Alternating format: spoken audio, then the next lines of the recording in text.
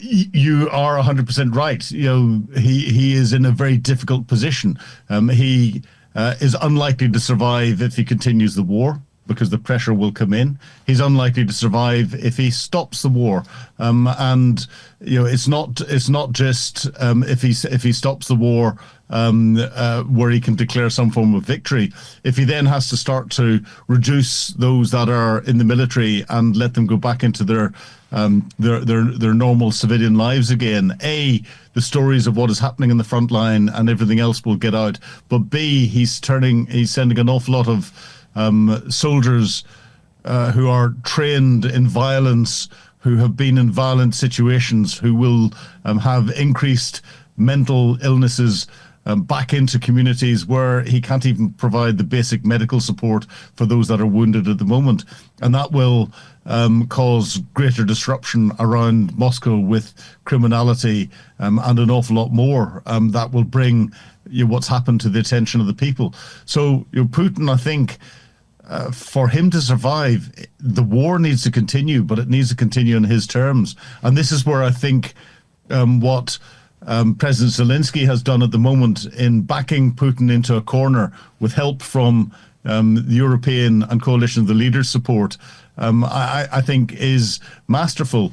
The next moves have to be very careful, because as I said earlier, once you backed a rat into a corner, if you keep poking it in a way and don't give it an escape route, or you don't kill it quickly, then it can become very dangerous indeed. So we live in interesting and increasingly dangerous times, I think. Also, you just mentioned about the Russian veterans who could also increase pressure on Kremlin. German newspaper Bild reported that Russian veterans would be the #1 concern for Russian government in case of any kind of a ceasefire, because they could, for example, also to repeat this so-called Prigozhin-style march on Moscow if there would be another leader to resist Vladimir Putin's regime. What is your take on that? Yeah, I'd agree with Bild's analysis on that. The other thing is, from an economic perspective, if the veterans go back, Putin and the Russian government are going to have to start paying them what they had promised, paying them their pensions, paying them their medical bills, paying them the families that have lost individuals, putting them through education. All of the promises that had been given by the Russian state to get people to sign up to join, all of a sudden will come back to affect the Russian economy. So this adds to the real pressure that there is on Vladimir Putin. And I think to a degree he can see that, but he still is of a mind where he believes he can win militarily. And therefore, it's not a factor that is occupying his mind hugely at the moment. It's only when he gets that realization that he can't win, and I don't know what's going to trigger that, but it's not far off. I think that realization will start to come in, I would hope, later this year, but certainly by mid to end of 2026. Let's cover also situation on the ground and the battlefield situation right now. According to CNN, Russia is still trying to generate a big force to conduct another full-scale offensive on the east of Ukraine or on other areas on the front lines. And also, according to the CNN, this offensive could begin as early as this summer. What is your reaction to this? I haven't seen the detail behind it, and I've been trying to read into it and find the detail. I don't think the Russians have got the ability to generate a large force. If they had, they'd have done it already. They may bring in a formed North Korean force or capability like that. That would be an interesting move to bring it in. But the Russians so far have not shown the tactical ability to bring a large force together to have a military effect on the front line. And because of their losses, they will be losing and have lost most of their people with the sort of military experience to do that and to be able to operate it. And the other thing that is coming in is the nature of the front line has changed. The drone technology that is operating over the front line, and especially the developments in drone technology, where we've now gone from radio-controlled drones to fiber optic controlled drones that are very difficult to jam, and the advances that Ukrainians have done in particular with their technology has changed that front line, where you'd ordinarily get contact between troops that would be measured over a few hundred meters in depth. That is now measured in depths of kilometers, 5, 7, 10 kilometers. You can have tactical battles. So even if there's a large formation, the threat that there is to that formation as it moves up to Ukrainian defensive positions can start from a very close tactical perspective up to 10 kilometers or more away. And that's without using sophisticated long-range Western and other missiles and weapons to interdict it. So I'm trying to find the detail that CNN has used to get that, apart from the fact that every year there's the summer offensive when the ground is right for an armored formation to come in. So from a theoretical perspective, it could happen. From a practical perspective, I don't think it's going to happen in the way that their headlines are suggesting. And don't you think that the Ukrainian armed forces have already stabilized the front lines and its defense against the Russian forces? Yeah, I think the Ukrainian forces have done a fantastic job in stabilizing the front lines. Even if they're losing, a few hundred meters here or a kilometer there, given what they've managed to achieve over the last 3 years, in holding back what was on paper the second largest military capability in the world, by making sure that the Russians can't create local air superiority over the battlefield, by developing new technologies that has turned that the contact line at the edge of the front line from being the range of direct fire weapons, whether those be tank guns or armored personnel guns or machine guns or personal weapons of the soldiers. They've extended that out to 5, 7, 10 or more kilometers through the use of FPV drones in particular. So I think Ukraine has rewritten the tactics manual as to how you stabilize and sustain a defensive position. And the next step is to turn that into something that you can then exploit from an offensive capability to push the enemy back. Do you still believe that Ukraine has enough capabilities and human power to conduct a counteroffensive on the battlefield?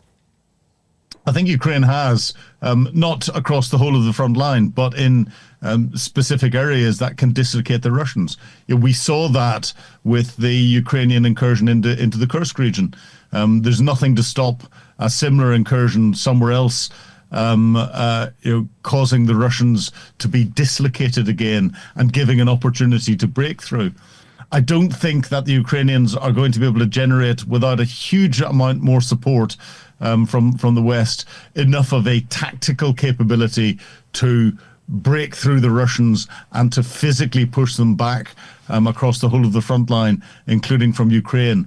But I think a number of smaller operations in different areas could dislocate the Russians to a point where potentially their defenses could collapse and they would feel as if they have to move back, in the same way that we saw down in Kherson, whenever Ukraine managed to back the Russians up against the Dnipro, and the Russians had to make the decision to withdraw across to the other side of the river rather than get lost. So that is a possibility at some stage in the future. But the war is going to be won at the operational level. The war is going to be won with the activities that Ukraine is carrying out to stop the Russians being able to continue to prosecute their tactical battles. So this is, as we talked about before we came on air, this is the operations that are being controlled by General Budanov and his wider team that are helping him in attacking Russia's oil infrastructure, its ability to continue to fund its war, attacking its military factories, its ability to continue to manufacture capability, attacking Russian generals inside Moscow, creating panic amongst the higher level command and control and nervousness about Ukraine's freedom of maneuver, attacking military airfields deep inside Russia, making those very vulnerable and reducing Russia's strategic air capability, attacking the Black Sea fleet to a point where it has become virtually inoperable in the Black Sea. All of these tactics are the tactics that will force Putin to the negotiating table and will create the conditions, I think, for Ukraine to win. Thank you, Colonel Ingram, for your time and for your support for Ukraine, and glory to Ukraine. Thank you very much, and indeed, Slava Ukraini. Героям слава. Thank you very much. Thank you. Does it mean that Putin is afraid of the possibility of losing his grip on power in case of ceasefire with Ukraine on appropriate for Ukraine terms, on normal terms? Yeah, I think there is the chance of that, not for a ceasefire on 30 days, but for what would come after that. Now, I think it's clear from all the things that President Trump has said that his intent is absolutely to end the war, and the main effort in President Trump's eyes is a ceasefire and then negotiations. And I don't think that Trump sees it through a prism of winning and losing. He does think of it in terms of stopping the killing. Now, in many ways, you could say that would be looking at war as or peace through a humanitarian prism. The problem with that, of course, is it rewards the aggressor. What the West would say, and Ukraine, and of course, which I would support, is that there should be a just peace, as Guterres has said, of the UN, in accordance with international law, the UN Charter, and with UN General Assembly instructions. But there's a big delta between those two and what Russia still wants, which is really the equivalent of what happened in the negotiations in Istanbul in 2022, which is that Russia really wants a surrender peace of Ukraine. That is not going to happen. And it's that, not gap analysis, but chasm analysis between the two sides is still so huge that leads you to think that there's very little likelihood in the next few weeks of certainly having a enduring peace settlement, a ceasefire leading to something which would endure. And the reason I say that is also partly from the historical record. So, for example, it took 2 years and 500 negotiations for the Korean War to come to an armistice. It took 5 years of negotiations for the Treaty of Paris to end the Vietnam War. And, negotiations can't be necessarily ticked in a box in a number of weeks, which is obviously President Trump is always in a hurry, but that's not necessarily how diplomacy and negotiations work on these very, very complex issues of conflict termination. It also seems like Vladimir Putin now is trying to buy more time for his army to even capture more Ukrainian land while he is participating in so-called negotiations with Ukraine and the United States. But for how long Vladimir Putin can wage this war against Ukraine from your perspective? Because he also faces shortages in human power, ammunition, and economies. In Russia's economy is in a free fall right now. Well, I don't think the economy is quite in free fall. There are many pressure points within that. And of course, we've seen that there are two things which give him a survival strategy within that. The first, of course, is that 80% of Chinese goods that come in are dual use. And the second one is that China would covertly support the North Koreans doing what they're doing, the ammunition, because that allows them to play the sort of neutrality card. I don't think that China wants to see Russia lose, but it would like to see some sort of peace. And increasingly, from what I've just said, Russia is becoming potentially a vassal state of China. Can they keep going? Putin believes that he is winning. Now, it's that old proverb that I've used a number of times, that the chicken pecks grain by grain. And certainly from when when President Trump turned off the taps in February and a bit of March, it was the case that advancing armies rarely stop fighting when they perceive that their opponents are weaker. Now, the cost of each kilometer that they take is increasingly severe, but I don't think Putin looks at it through the prism of human life and how many are lost. He looks at it in terms of achieving his political objectives. That is what war is fought for. It is not fought in the end for, we'll stop when you lose 1 million casualties or 2 million. It's fought for political objectives. He hasn't achieved all his political objectives, and that's why Peskov, for example, has always said that military operations will continue until all objectives are secured.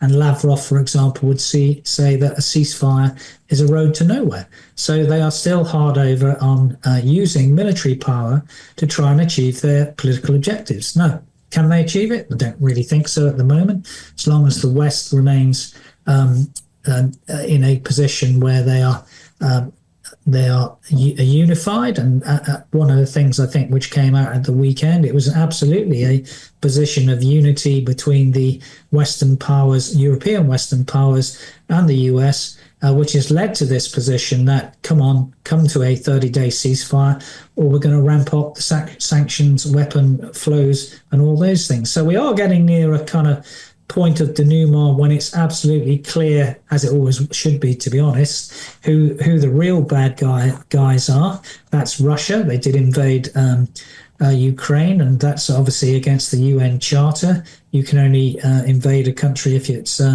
established under a UN Security Council resolution or in self-defense under Article 51. Neither of those two applied. It's upset the framework of their Helsinki Final Agreement in 1975, which established the OSCE. And of course, it's against the Budapest Memorandum, which where Ukraine gave away its nuclear weapons in 1994. So on every metric that you look about who's the aggressor and who's in the wrong, it's Russia from my perspective.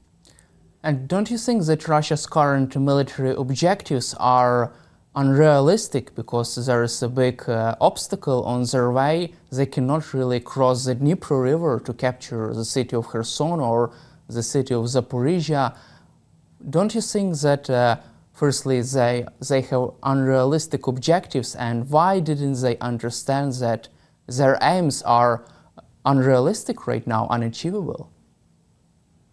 Because you haven't put a time frame on that, and that's what the Russians aren't doing. So as Tolstoy sort of said, the two greatest warriors are time and patience. You're looking at it through the current prism there of a week, a month, a year. I don't think Putin and those who are around him are looking at it in that time frame. They're looking at the re-establishment of the Russian Empire and the Russian civilization as they see it in terms of decades and centuries. So you're right that there's a mismatch at the moment between ends, ways and means in military and political terms, but that may not always be the case for the future. So don't look at it through a short-term prism of what's happening today or next month or this year. I think the Russians take a wider spectrum than that, Daniel. And what are the chances for another Prigozhin-style march on Moscow or any kind of rebellion? Because recently there are developments that indicate the Russian General Surovikin, who was in charge of Russian army in Ukraine and who was related to Prigozhin march on Moscow, has been sent to Africa to work with the Russian embassy. Yeah, I think that plays into what I said in one of my earlier answers, that it is possible that there is the defection of the Russian army.